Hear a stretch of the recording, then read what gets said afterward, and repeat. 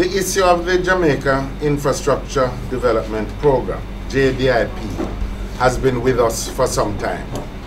In the course of the past 2 years, the People's National Party has repeatedly sought answers from the government through questions to the minister responsible and the Prime Minister in Parliament, and through inquiries in the various committees of Parliament, including the PAAC, the Standing Finance Committee, and the PAC. During that period, the government has used every ruse to avoid giving forthright answers.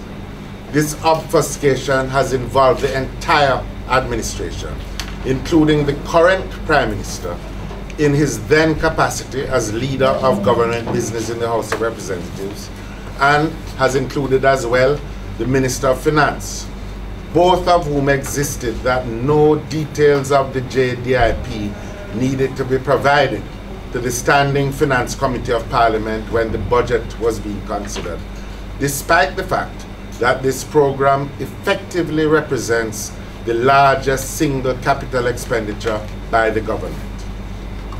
Now, however, we have before us a report from the Auditor General.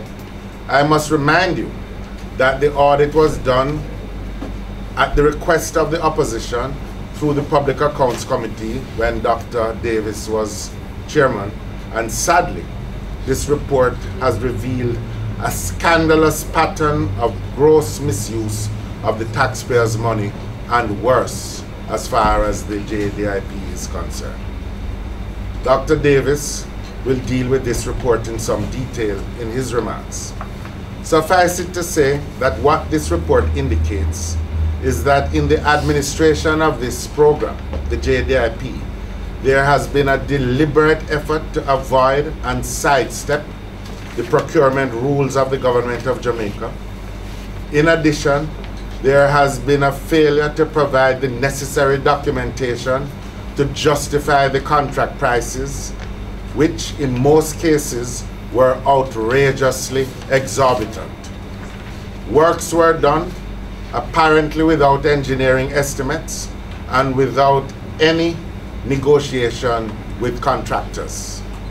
Substantial sums were also spent for work other than road construction and repairs. Most notably, more than 100 million Jamaican dollars was spent on the refurbishing of the National Works Agency building. The whole affair is scandalous.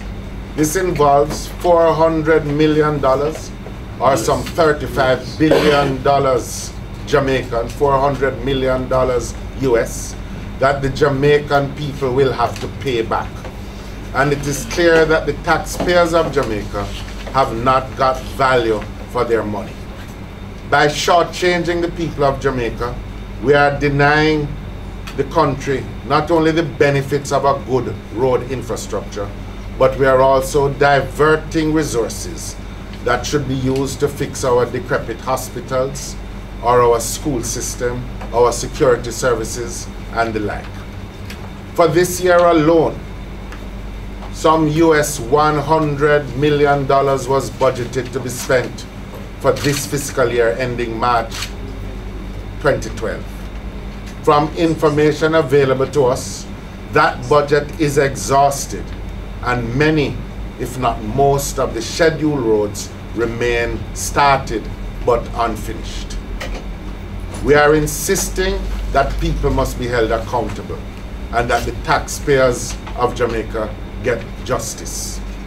And where there is corrupt behavior and possible fraud, a proper police investigation must be done with a view to bringing charges against the responsible individuals before the courts of the land.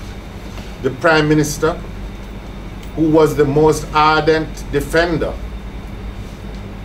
of the need for accountability in the past, must now remove the stench of corruption that hangs over his administration with respect to this program. He should also immediately remove responsibility for the JDIP from the Ministry of Transport and Works, and he should also immediately appoint an independent consultant to to oversee the works and justify the costs. This was committed to, but never fulfilled by his predecessor, Mr. Bruce Goldie.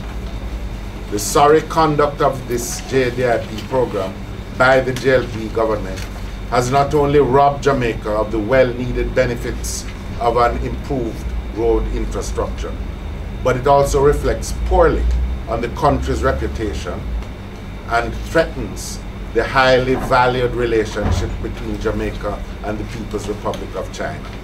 The Prime Minister must clean house now.